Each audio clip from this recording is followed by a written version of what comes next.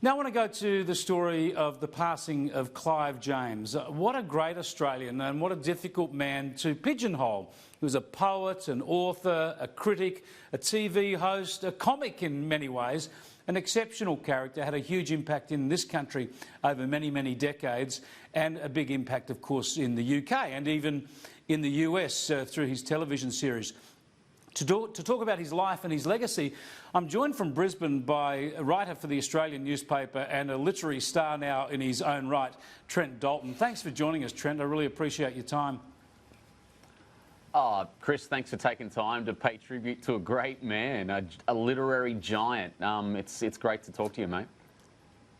Yeah, he is a giant, and you got to know Clive James, of course, and I immediately went back to a wonderful profile you wrote of Clive James 4 years ago, when you got to spend time with him. And back then, of course, even though it was that long ago, Clive James was preparing for his exit. He was, of course, battling a terminal illness. He lasted longer than he thought. Tell us about your impressions of the man then and how he was looking back on his life and thinking about the end.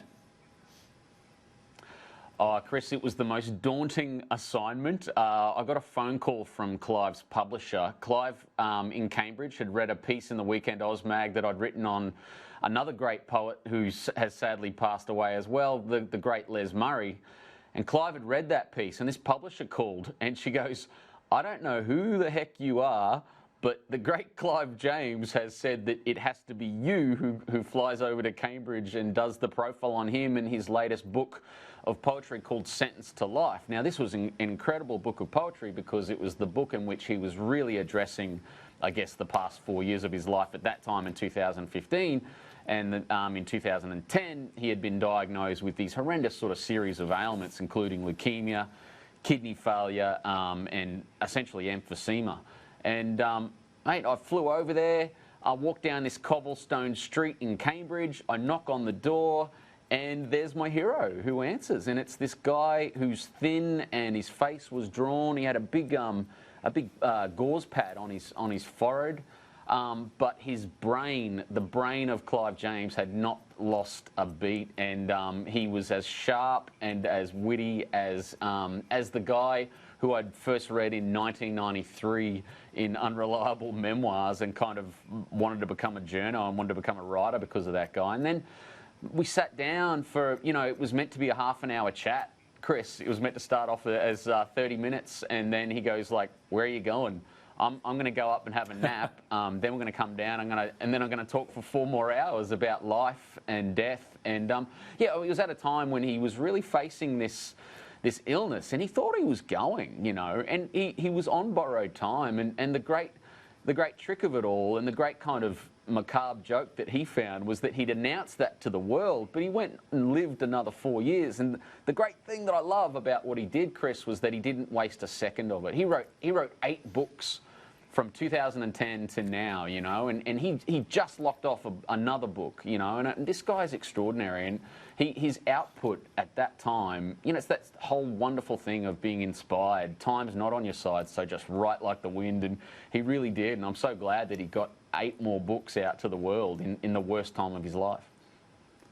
Absolutely. What I love about Clive James, and what you must have seen and got to know firsthand, is his range. I mean, he made a great contribution to high culture, the most intellectual of literature, wonderful poetry through his own hand, yet he has a wicked sense of humour as well, and an earthy jokes, and he would immerse himself in pop culture and television, and yet find something worthwhile, a gem to share with us in his critiques and his comedy.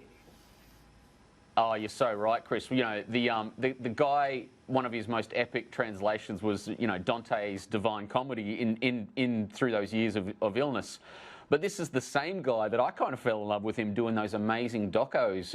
Remember those postcards from LA, postcards from Sydney that he did, and they were groundbreaking to me. And things like that, in those moments he'd describe true pop culture moments like Schwarzenegger, right? He described him as a brown condom filled with walnuts, and it's just like, that stayed with me forever, that line. And the idea of description and and being so sharp and being so ready to kind of take someone down. But then the guy would go and talk about Kylie Minogue and let you see Kylie Minogue through literary eyes, that the true wonder that she is, not just a pop starlet, but he would put her on a pedestal up there with people, you know, like Monet, you know what I mean? That's what that guy did. He let us look into ourselves, like as Australians too. That was the great thing for me.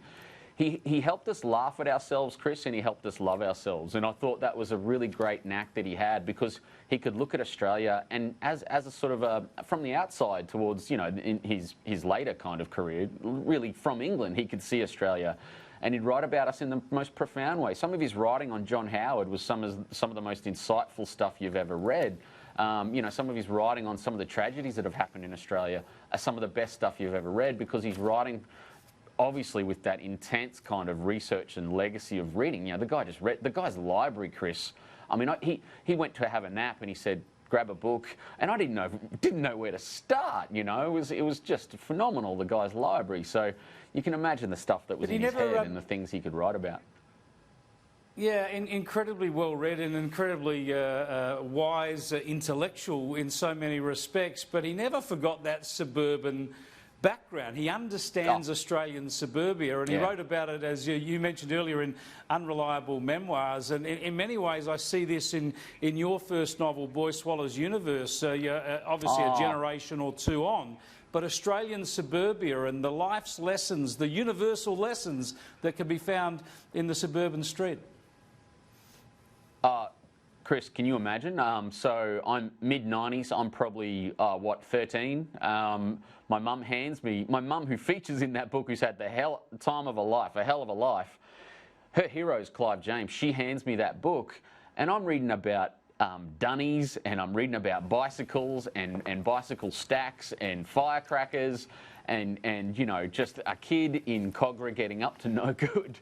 And it sparked things in my head, and there is so much Clive James in my book, mate. I'm so touched that you even, you know, found that link, because it's so true, Chris. And I think he did that for so many of us suburban kind of writers out of Brisbane, Sydney, Melbourne, Adelaide, you name it. You know, we're all, if you read Clive James in the 80s and 90s, you know, and became a writer, you know, we have him to thank for if we made it, because he's the guy who showed us it's not just about words, it's about sentences and about building those sentences into paragraphs and taking your writing to the next level and loving your country. You can still take the mickey out of it, but you can love it deeply, and that's what I tried to do in Boy Swallows Universe, show people why I love my particular chunk of Australia, which was Brisbane. And that guy just showed us about every part of Australia.